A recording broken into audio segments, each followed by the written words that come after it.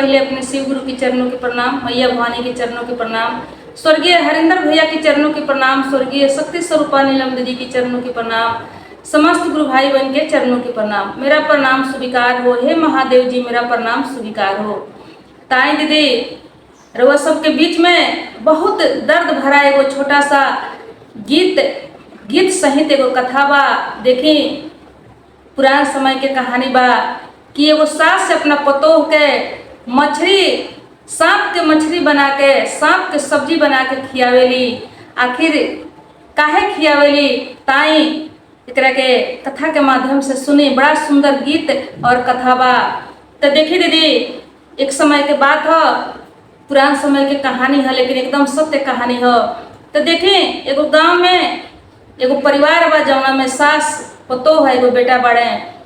सास जौन बा बहुत खलनायक और दुष्ट बाड़ी है दीदी, अपना पतोह के बहुत परेशान करेली, एकदम चैन से नहीं रहे देत, पूरा दिन भर काम धंधा करावेली।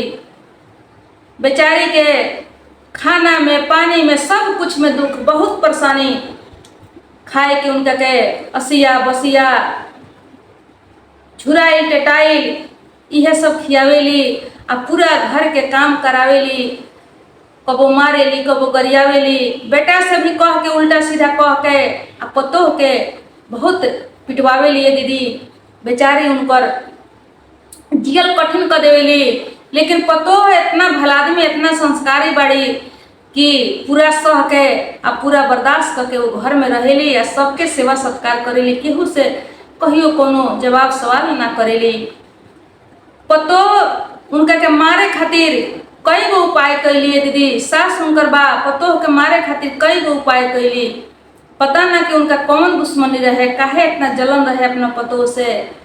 अब देखें एक दिन के बात है कि का कैली कि गई बड़ी सपेरा से जाके सांप किन के लिए बड़ी, आ सांप किन के लिया के ओकरे के मछली के जैसन टुकड़ा टुकड़ा क के आ तार के पूरा फ्राई उराई क के खूब झोल ओल डाल के बड़ा सुंदर मछली बना के आ बासमती चावल के भात बनौले बड़ी।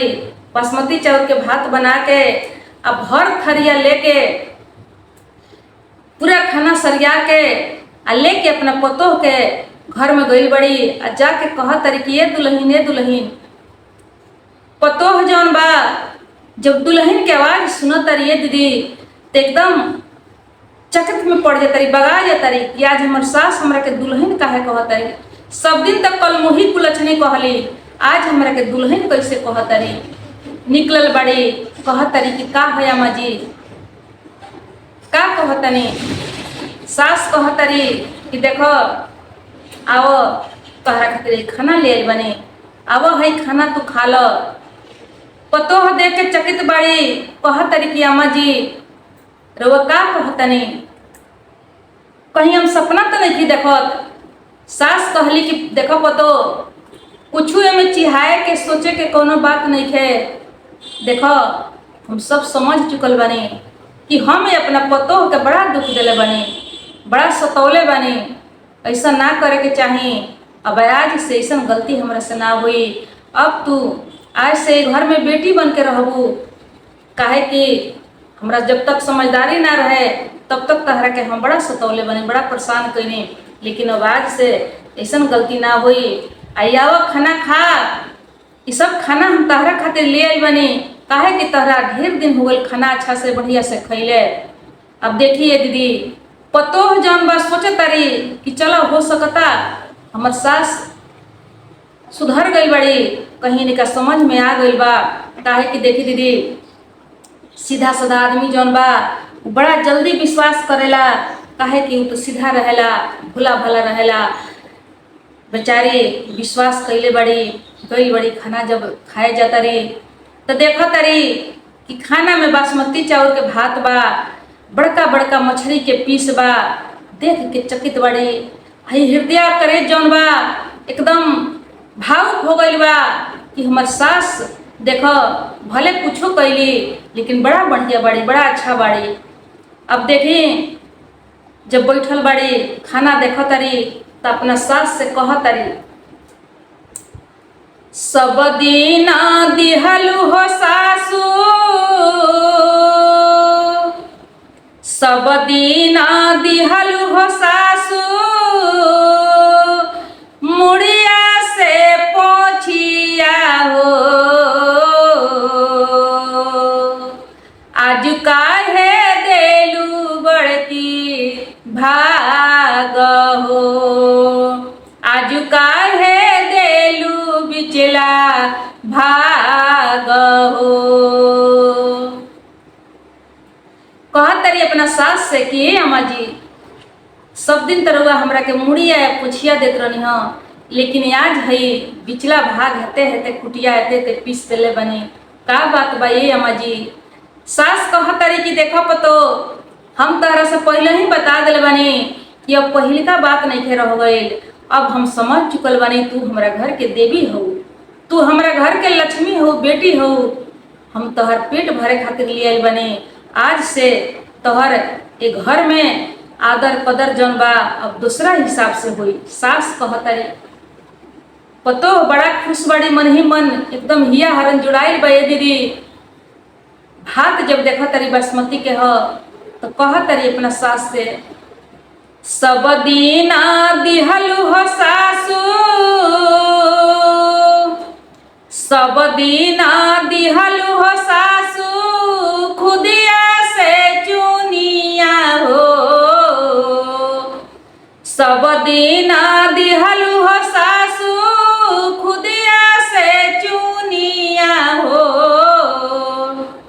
आजू दिहलु बासमती के भात हो, आजू काहे बासमती के भात हो।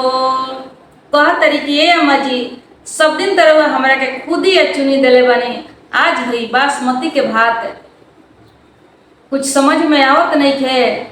सास कहतरी कि देखो बहू पहिलका बात जौन बा सब भुला जा, पहिलका बात के अब याद नहीं थे करे के, आज से तोहर जीवन जौन बा नया शुरू होखे वाला बा। पतो हो बेचारी बड़ा खुश बाड़ी, पसंद से सास बैठ के खियाओ तरी कहतरी कि हमरा आँखी के सामने आज तू इच्छा भर खाना खा लो, हमरा आँखी के सामने तू खा जे देख के हमार हिया हरन जुड़ा जाओ। तहरा के बड़ा दुख दिले बनी, कहियो खाना अच्छा तहरा नहीं खे मिलल। अब देखिए दीदी बेचारी बैठ के पतो खातरी पेट भर गई, खा के जब गई बड़ी अचवे, जब अचवे गई बड़ी है दीदी तब तो वो सांप के बीख जौन बा धीरे धीरे उनका के बेधे लागल। जब बेधता तो हई कपार जौन बा शुरू करता है जैसे नाचे के, जब अचो तारी तो कपार जब नाचता तो कहतरी अपना सास से खाए के बेरिया हो सासू,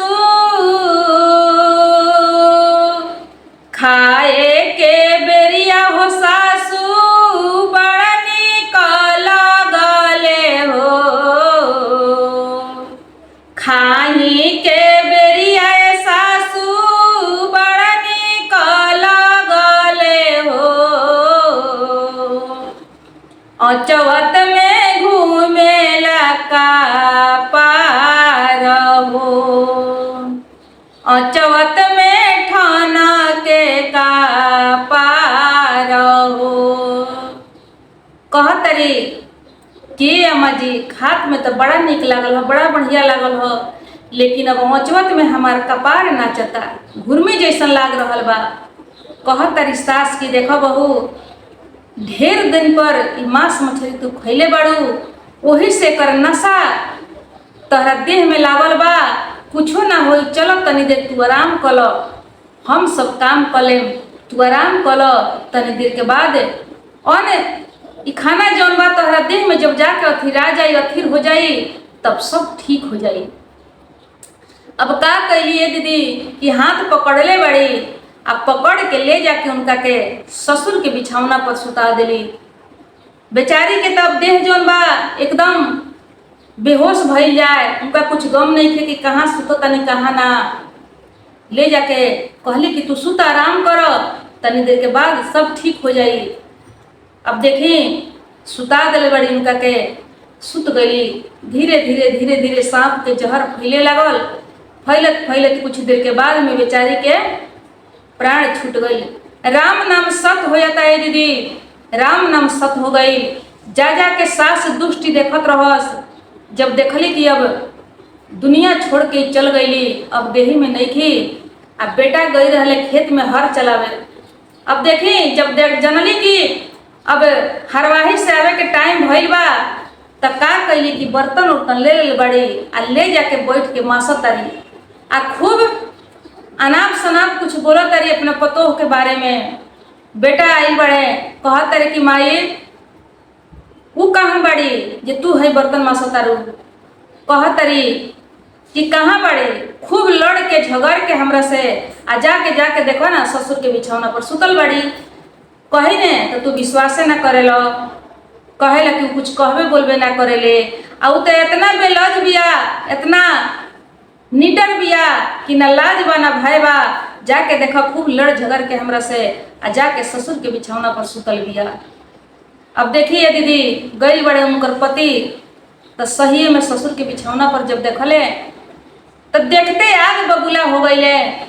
काहे कि ससुर के बिछौना पर पहले के लोग ये दीदी ससुर भसुर के बिछौना के छुआछूत मानत रलो, मर्यादा से रहत रलो, ससुर भसुर के बिछौना पर ना बैठत रलो, ना सुतत रलो।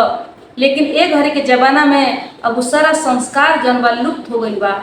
पहले के लोग छुअत ना रलो ससुर भसुर के ओढ़ना बिछौना।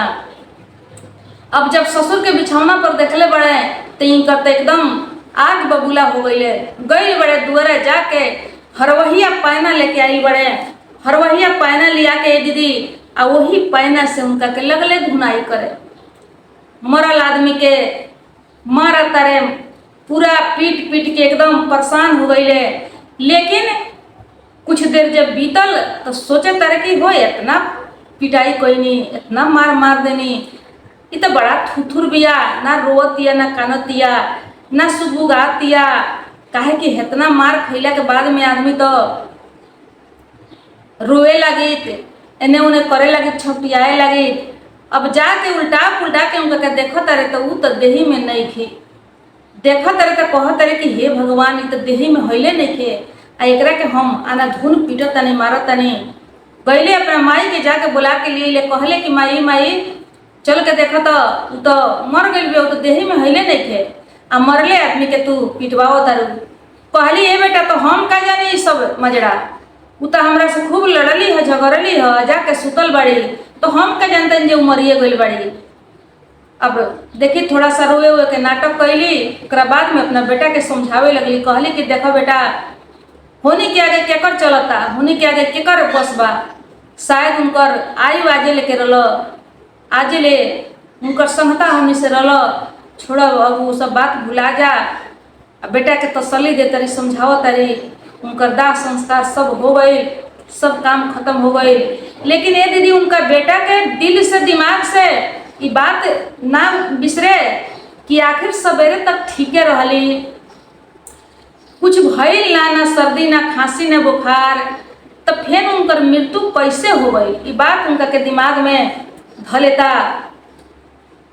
अब वो जब सुतस तो उनका अपना पत्नी के याद आवे। काहे कि पत्नी बेचारी बहुत बढ़िया रहली है दीदी, भले उनकर सास उनका के पैदार बनौले रहली बेटा से कह के भी, लेकिन बेटा के तो सब लोग के कि बेचारी कितना सेवा खुशामत करस, खाना पानी लुगा कपड़ा सब कुछ।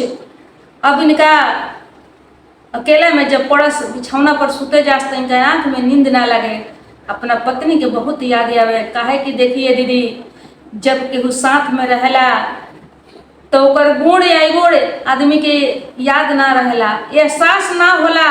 लेकिन वह आदमी जब अपना से दूर हो जाला चाहे मर जाला तो सब कमी कमजोरी लौकेला, बुझाए लगेला, ओकरा खातिर दर्द समझ में आवेला, महसूस होखे लगेला।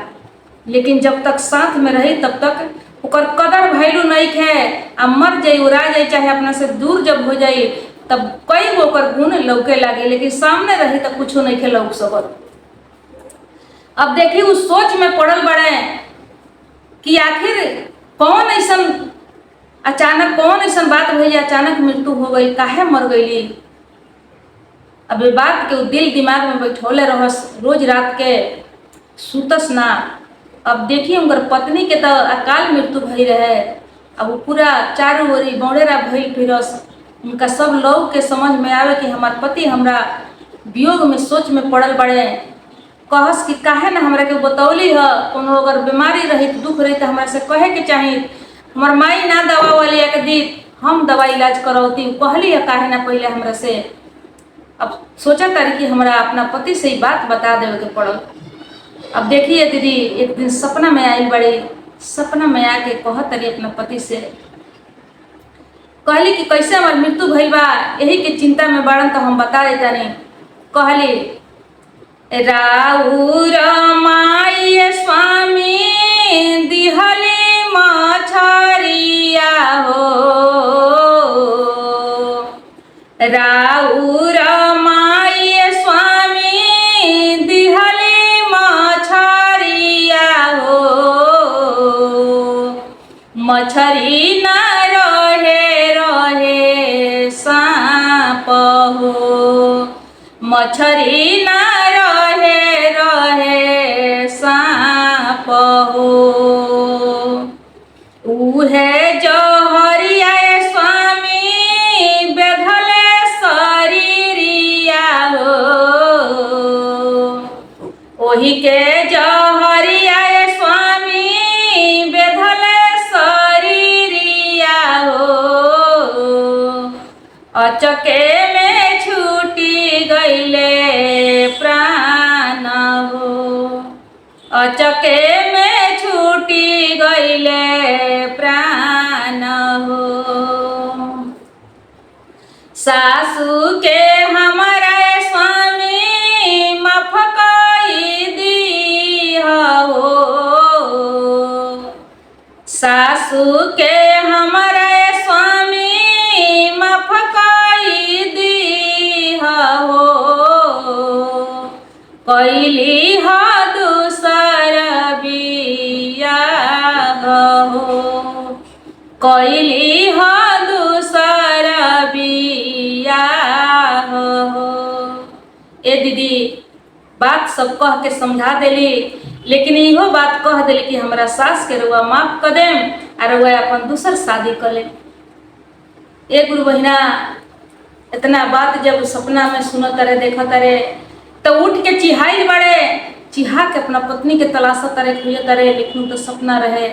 गईले जाके अपना माई के जगौले, माई के जगा के कहले कि माई माई तू हेने आओ, तू ही बताओ माई कि का सच में हमार पत्नी के होनी रहे, होनी से उनकर मौत भइल।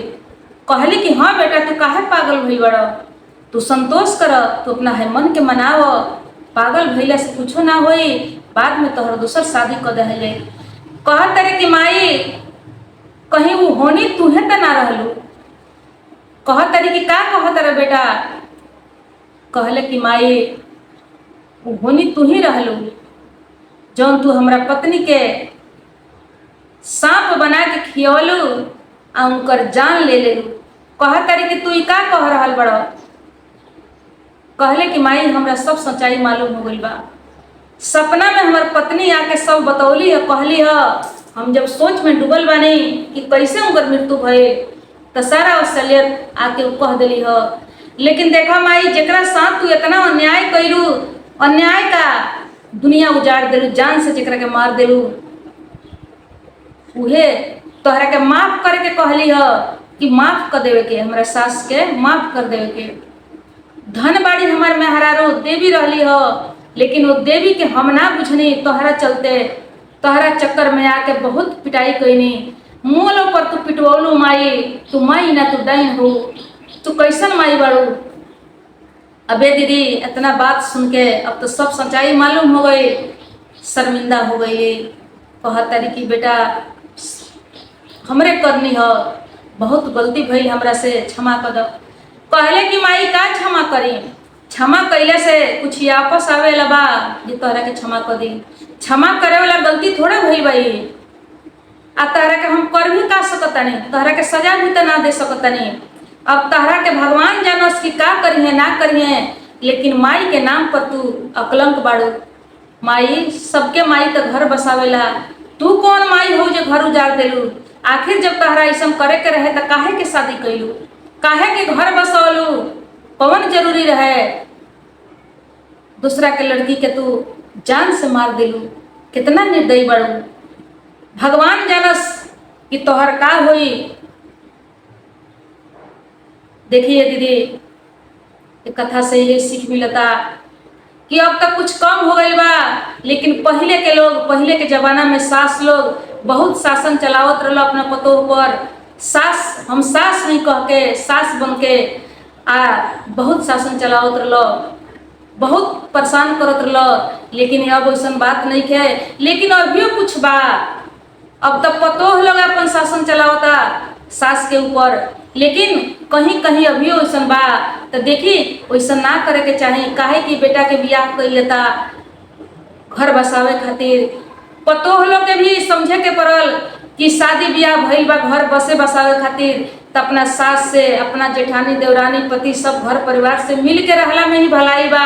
जब मिल के ना रह जाए तो घर परिवार ना बसी, जीवन जौन बा अच्छा से ना चली।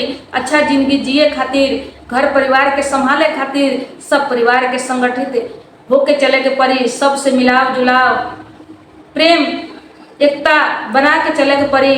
तो इतना केहू के दुश्मन जान के मारे खातिर इतना दुश्मनी मूड ना ले के चाहे। थोड़ा बहुत खिस क्रोध बा तो थोड़ा बहुत बोलचाल करके वही जा काम अपन सल्टा के आई जिंदगी के अच्छा से जिए के चाहे। तो चलिए कथा समाप्त।